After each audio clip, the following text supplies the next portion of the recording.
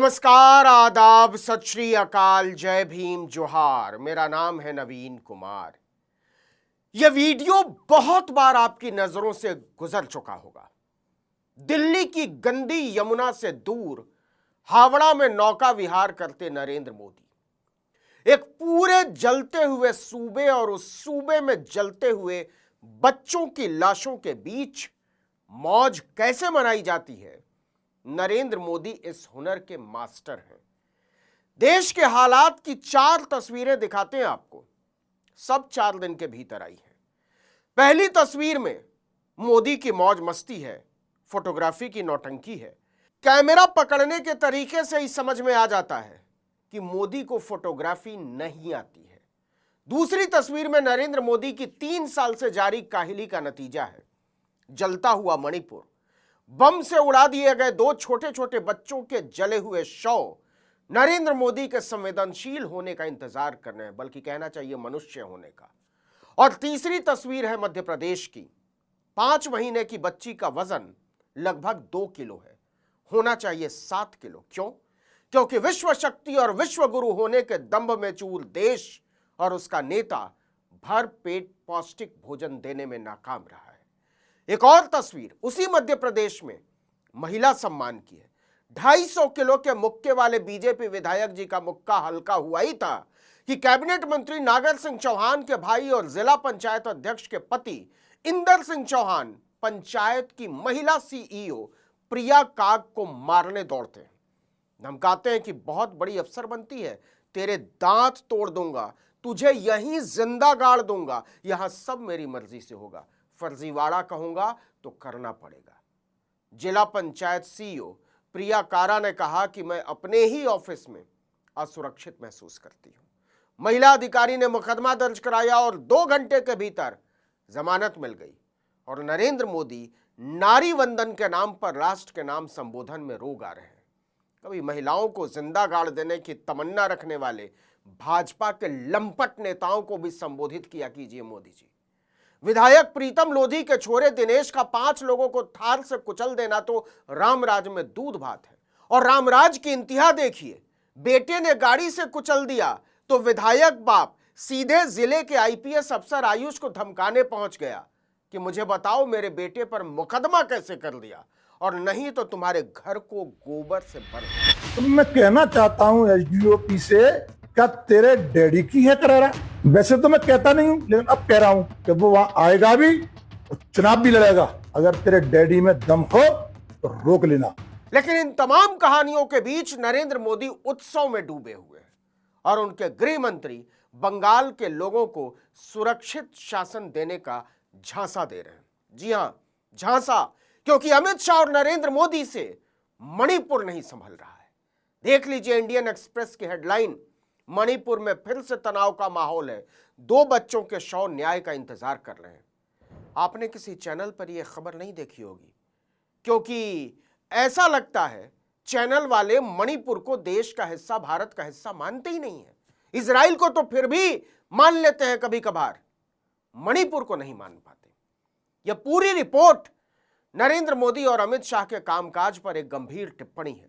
नरेंद्र मोदी के महामानव हो जाने के बीच 5 साल के टॉमथिन और 5 महीने की याइसाना, जी हां, सिर्फ 5 महीने की याइसाना की कहानी सुन लेंगे तो दिल दहल जाएगा। क्या आप सुनना चाहेंगे हुजूर? तो सुनिए, लेकिन आगे बढ़ने से पहले जरा सुरक्षा की स्थिति पर नरेंद्र मोदी का प्रवचन सुन लीजिए। ये नहीं चाहते बेटियां खुले में घूमे, खुले आसमान के सपने देखे। साथियों, मैं आज बंगाल की हर बेटी को ये भरोसा दिलाने आया, बीजेपी बेटियों के सपने नहीं कुचलने देगी।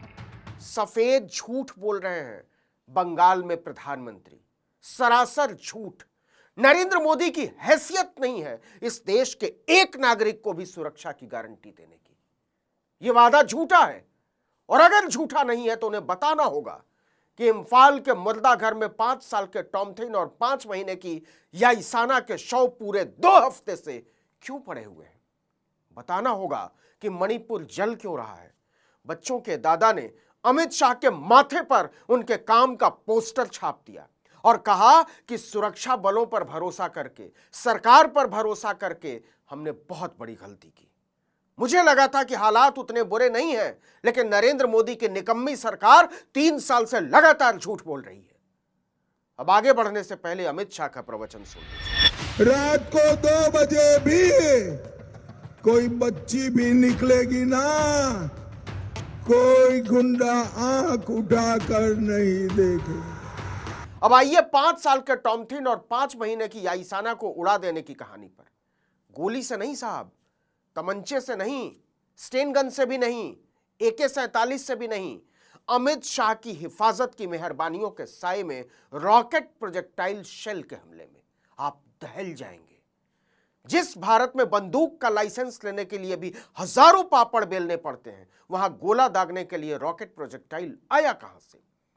तो इसका जवाब नरेंद्र मोदी से पूछिए, अमित शाह से पूछिए, NIA से पूछिए, जो इन दिनों बंगाल में थप्पड़ मारने वालों को पकड़ने में व्यस्त है। 6-7 अप्रैल की दरमियानी रात करीब 1 बजे बिष्णुपुर के अवांग लिकाई गांव में दोनों बच्चे अपने दादा दादी के घर पर अपनी मां बेनीता के बगल में सो रहे थे। तभी खिड़की के अंदर एक गोला घुसता है और दोनों सो रहे बच्चों पर जाकर गिर जाता है। देखते ही देखते दोनों बच्चे जलकर खाक हो जाते हैं। भयानक धमाका होता है। 37 साल की बेनीता के पूरे शरीर में छर्रे घुस गए। उसी दिन से 5 साल के टॉमथिन और 5 महीने की याइसाना के शव इम्फाल के एक मुर्दा घर में एक साथ रखे हुए। दोनों बच्चों की लाशें पूछ रही हैं, बताएं इस मुल्क के महामानव कि हमें किसने मारा। इम्फाल की सड़कों पर हर रात प्रदर्शनकारी इन बच्चों के लिए न्याय मांगते हैं और मुख्यमंत्री को, प्रधानमंत्री को, गृह मंत्री को शर्म नहीं आती। इस आंदोलन ने मणिपुर को फिर से तनाव के कगार पर ला खड़ा किया है। आपको याद दिला दें कि जल्दी ही मणिपुर में जातीय संघर्ष के पूरे 3 साल होने वाले हैं। मोदी और अमित शाह ने एक तरह से हाथ खड़े कर दिए हैं कि मणिपुर में शांति बहाल करना हमारे बस की बात नहीं है। न तो राज्य सरकार, जो कि भाजपा की ही है, और न ही अमित शाह का गृह मंत्रालय बताने को राजी है कि वो रॉकेट प्रोपेल्ड शेल जिसने टॉमथिन और याइसाना की जान ले ली, आया कहां से। मणिपुर सरकार ने जांच NIA को सौंप दी है और NIA अभी बंगाल में बहुत बहुत बहुत ज्यादा व्यस्त है। ट्रोंगला ओबी के जिस घर में शेल फटा था, उसकी खिड़की के चारों तरफ अब ताजा प्लास्टर लगा दिया गया है। प्रोजेक्टाइल इसी खिड़की से कमरे में घुसा था। घर के अंदर खुलने वाला कमरे का दरवाजा भी धमाके से भरभरा कर गिर गया था। दीवारें और छत तक हिल गई थी। लेकिन हावड़ा में नौका विहार करते या झारग्राम में झाल मुड़ी खाने की शूटिंग करते नरेंद्र मोदी को उन जिम्मेदारियों से दूर दूर तक कोई लेना देना नहीं जिन्हें निभाने के लिए जनता ने उन्हें चुना था। बच्चों के दादा ओइनम बाबूतो बताते हैं कि घटना से करीब 1 महीने पहले बेटी बेनीता जब बच्चों के साथ मिलने आई थी तो पूरा घर किलकारियों से गूंज उठा था। बेनीता गुवाहाटी के एक प्राइवेट अस्पताल में नर्स हैं और 5 महीने पहले ही पैदा हुई याइसाना के जन्म के बाद से मैटरनिटी लीव पर थी। लेकिन अब मोदी शाह की कृपा से उसकी लाश अपने 5 साल के भाई की लाश के साथ इम्फाल के मुर्दा घर में रखी हुई है। बच्चों के पिता BSF के जवान हैं और बिहार के किशनगंज में तैनात हैं। BSF अमित शाह के गृह मंत्रालय के तहत ही आता है। बच्चों के दादा 70 साल के बाबूतों कहते हैं, यह मान लेना कि अब यह इलाका पूरी तरह सुरक्षित हो चुका है उनके जिंदगी की सबसे बड़ी भूल थी। लोगों को लगने लगा था कि अब यहां शांति लौट आई है, लेकिन यह झूठ था। सुरक्षा बलों पर भरोसा करना हमारी बहुत बड़ी भूल थी। लेकिन इन सब के बीच नरेंद्र मोदी की मस्तीखोरी मुसलसल जारी है। किसी देश का जनतंत्र और जनता जब उसके प्रधानमंत्री के लिए ही तमाशा बन जाए तो 5 साल के टॉमथिन और 5 महीने की याइसाना के शव मुर्दा घर में 2 हफ्ते से पड़े हों या 2 साल से, उसे कोई फर्क नहीं पड़ता। और इस बेहयाई के बीच सुरक्षा पर निरंतर प्रवचन जारी है। यहाँ पे कठमुल्लापन को बढ़ावा देने का कार्य हो रहा है, इसको रोकना होगा, हर हाल में रोकना होगा। और इसको रोकने के लिए आपके पास भारत के लोकतंत्र ने जो ताकत दी है, इस ताकत का इस्तेमाल करिए। एक नागरिक के तौर पर और एक मनुष्य के तौर पर भी हम यही कह सकते हैं कि इस अश्लीलता पर शर्म आती है। इस वीडियो में इतना ही, लेकिन अगर आपने आर्टिकल 19 इंडिया को अब तक सब्सक्राइब नहीं किया तो फौरन कर दीजिए।